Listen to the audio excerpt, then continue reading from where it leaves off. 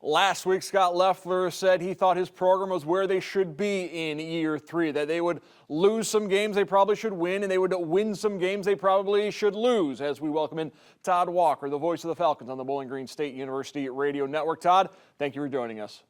Good to be here, Mark.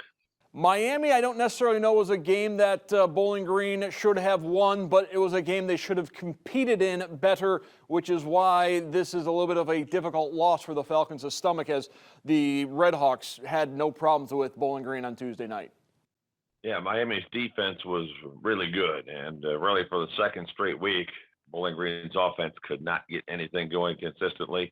And, I think we're seeing a theme with the offensive line's struggles. These last two teams have had really good D-lines. They've been able to create a lot of chaos in the backfield, and the Falcons' offense just has been unable to sustain any meaningful time of possession or moving the football. They had the one big run by Terrion Stewart. Outside of that, hardly anything the rest of the game. They got to 200-plus yards of total offense with a garbage time drive with, 3s and 4s on the field really for both teams late in the game. So it's not totally unexpected coming into the game. We knew Miami's defense was good. They had been very stingy against the run, particularly in conference play, and they lived up to that billing in Oxford. And the Falcons did not play that poorly defensively, but they were put in bad spots, maybe more than any game this season. The block punt, the strip sack inside the 25. Another time, Miami took over at the 35. So all in all, I think you could squarely say that the lack of being competitive in this game was solely on the offense. Yeah, and you mentioned the blocked punt. They've been pretty sound on special teams throughout this season, so that was one of those things that was a little bit of a head scratcher. Of course, the way the offensive line just could not protect Matt McDonald. There were just a lot of things about this game on Tuesday night that just kind of made you go, huh? Yeah, the punt team, you're right, has puzzled me. The first half of the year, the punt game was as good as any in the conference. Matt Naranjo was punting the ball very well. BG's net punt number was among the top 2 or 3 in the league.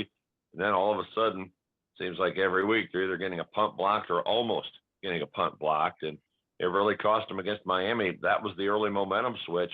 Miami went 3 and out on their first 3 possessions. They had nothing going. And even though it was only 7-0 Bowling Green, it kind of felt like maybe it would stay 7-0 for a while. But that blocked punt changed the whole complexion of the game, and Bowling Green couldn't reel the momentum back in after that. Going back to Terrion Stewart, the Sandusky Blue Streak, he has proven that he belongs on the Division 1A football level, the FBS level. But I guess the question now with Stewart is, can he stay healthy, as he missed time last night after that big run? If they can keep Terrion Stewart healthy, that is a running back you can build around for the next couple of seasons. Yeah, it looked like an ankle injury in the Miami game. I don't think it's that serious. Maybe with the long break before the Ohio game, he'll be able to get back out there. Yeah, I think that's the key for him next year. His goal's got to be ready when camp starts, be available throughout camp and when the season begins. But clearly, he is a guy that can make a difference. And the beauty of it is they've got talent at running back behind him with those freshmen, so he doesn't have to run out there every series.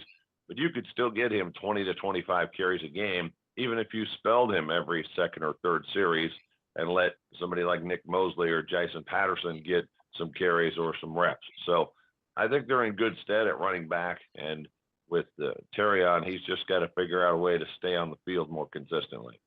Speaking of injuries, they seemingly are mounting on the defensive side of the ball. Is that just a little bit of attrition, the fact that you're down a couple starters in the back seven?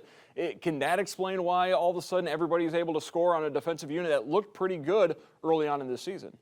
Yeah, I think that's a big part of it. And again, I'll stick up for the defense against Miami. I thought they played their best game in quite a while, even though they do have injuries, and 2 of them coming to older, experienced, accomplished players they brought in that did shore things up. Bryce Brand is not going to play again this year, Devon Ferguson as well. So I think the defense has really shown me something this year, but I do think in the latter weeks here, there has been some attrition on the defense, just some wearing down, even with the guys that are still playing. But I thought the Miami game was the best the defense has played in quite a while. Looking ahead briefly to the next game, that's going to be the day after Thanksgiving, the Friday. I guess the good news is it's a noon kickoff, not those old 11 a.m. kickoffs on Black Friday.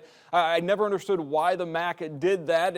Well, it's the television partners did it. But that was such a bad, quick turnaround. You'd have the turkey hangover on that 11 a.m. game, but they are playing at noon on Friday now. Yeah, there's a little extra time to get ready for this game, and I think will clearly be one of those games about, who cares? What I mean is like a bowl game. Sometimes there's one team that's sort of disappointed they didn't get a better bowl game or think they should have been at a different bowl and don't really show up for their bowl game. And I think you're going to have a lot of that on Black Friday. You got 2, 3-win teams. Which one's going to be motivated to play their best? I think if there's a difference there, it'll show up and probably pretty quickly on Black Friday. So that'll be a key thing to watch for. And hopefully Bowling Green with a little extra time, get a few guys back 100% and close the season out strong. I do know, I think Bowling Green will want that game. I don't know if they'll play good enough to win, but I think the want to will be there. I think it's going to be a very entertaining game because I think Ohio and Bowling Green are going to be evenly matched. We'll have much more on that matchup coming up next week on College Football Weekly. I want to thank our guest, the voice of the Falcons on the Bowling Green Radio Network, Todd Walker, for joining us. Thank you, Todd. Thanks, Mark.